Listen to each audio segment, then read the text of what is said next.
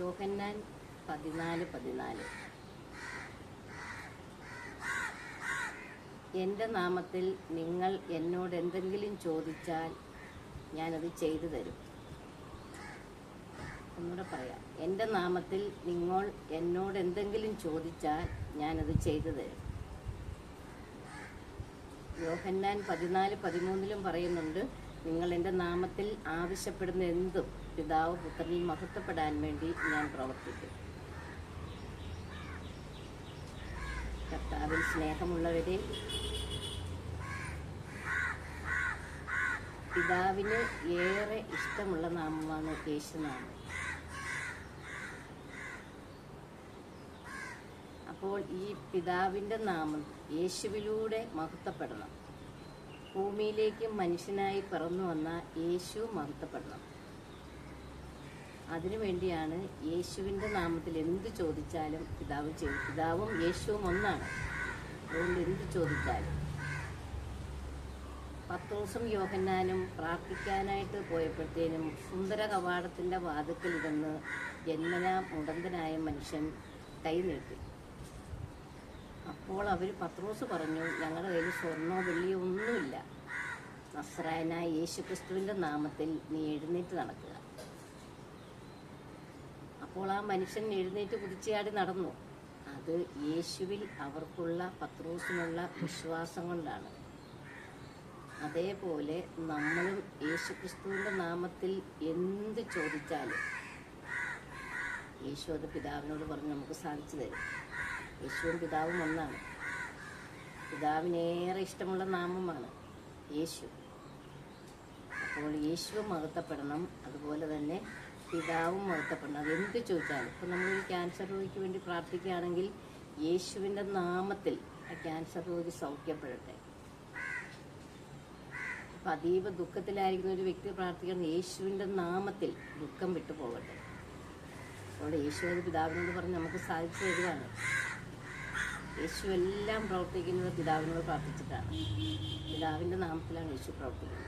അപ്പോൾ നമ്മൾ യേശുവിൻ്റെ നാമത്തിൽ നമ്മൾ പിതാവിനെ കണ്ടിട്ടില്ല, പക്ഷേ യേശുവിനെ നമ്മൾ യേശുനാമം വിളിച്ച് നമ്മൾ യേശു ഭൂമിയിലേക്ക് മനുഷ്യനായി പിറന്നതുകൊണ്ട് നമ്മൾ യേശുനാമം വിളിച്ച് പ്രാർത്ഥിക്കുന്നു.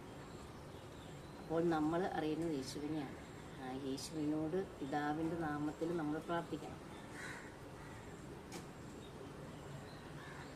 അനേകം രോഗികളെ ഈശോ സുഖപ്പെടുത്തുന്നത് അങ്ങനെയാണ്. ഈശോ കടന്നു പോകുമ്പോഴത്തേന് അന്ധൻ വഴിയിലിരുന്ന് യാചിച്ചതും അങ്ങനെയാണ്. യേശുവേ യേശുവേ എന്ന് വിളിച്ച് പ്രാർത്ഥിച്ചത്.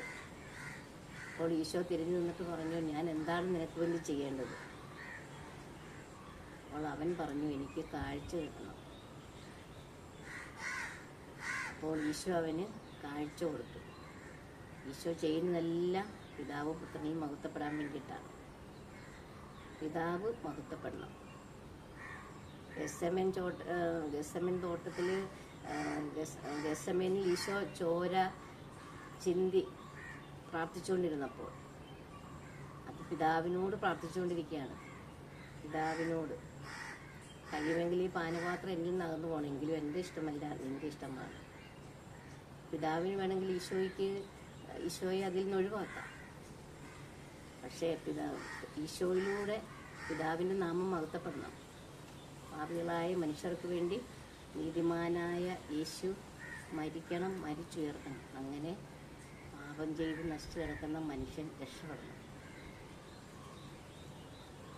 അതുകൊണ്ട് നമുക്കും പിതാവ് പുത്രനിൽ മഹത്വപ്പെടാൻ വേണ്ടി യേശുവിൻ്റെ നാമം വിളിച്ച് പ്രാർത്ഥിക്കാം.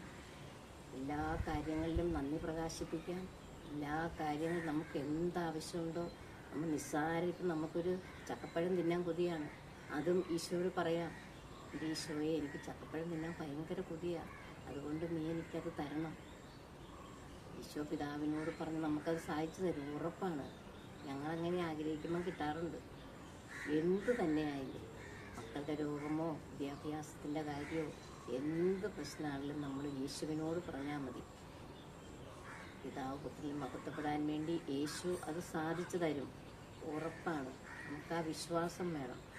അതല്ലേ പറഞ്ഞ വിശ്വാസമുണ്ടെങ്കിൽ ഈ മലയോട് ഇവിടെ നിന്ന് മാറി കടലിൽ ചെന്ന് പതിക്കാൻ പറഞ്ഞാൽ അതും സംഭവിക്കുമെന്ന്.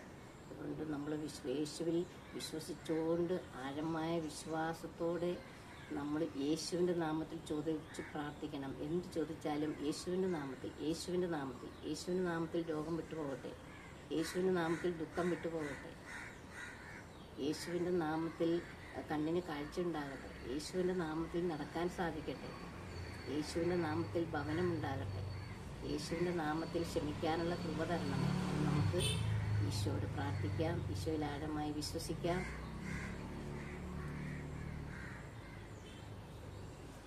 നമുക്ക് പരിശുദ്ധ അമ്മയോട് ചേർന്ന് നന്മ നിറഞ്ഞ മറിയമ്മേ എന്ന ജപം ചൊല്ലി പ്രാർത്ഥിക്കാം. നന്മ നിറഞ്ഞ മറിയമ്മേ സുസ്തി, കർത്താവ് അമ്മയോടുകൂടെ സ്ത്രീകളിൽ അമ്മ അനുഗ്രഹിക്കപ്പെട്ടവളാകുന്നു. അമ്മയുടെ ഉദരത്തിൻ ഫലമായി ഈശോ അനുഗ്രഹിക്കപ്പെട്ടവനാകുന്നു. പരിശുദ്ധ അമ്മേ, തമ്പുരാൻ്റെ അമ്മേ, പാപികളായ ഞങ്ങൾക്ക് വേണ്ടി എപ്പോഴും ഞങ്ങളുടെ മരണസമയത്തും തമ്പുരാനോട് അപേക്ഷിക്കണമേ. ആമേൻ. യേശുവേ നന്ദി, പിതാവേ നന്ദി, സ്നേഹപിതാവേ നന്ദി, യേശുവേ നന്ദി, പരിശുദ്ധാത്മാവേ നന്ദി, ആബാ പിതാവേ, പിതാവേ പരമപിതാവേ, യേശുവേ രക്ഷകാർത്തായേ നന്ദി, ആരാധന യേശുവേ നന്ദി, യേശുവേ സ്തുതി, യേശുവേ ആരാധന, മഹത്വം പുകഴ്ച, ആരാധന, യേശുവേ നന്ദി.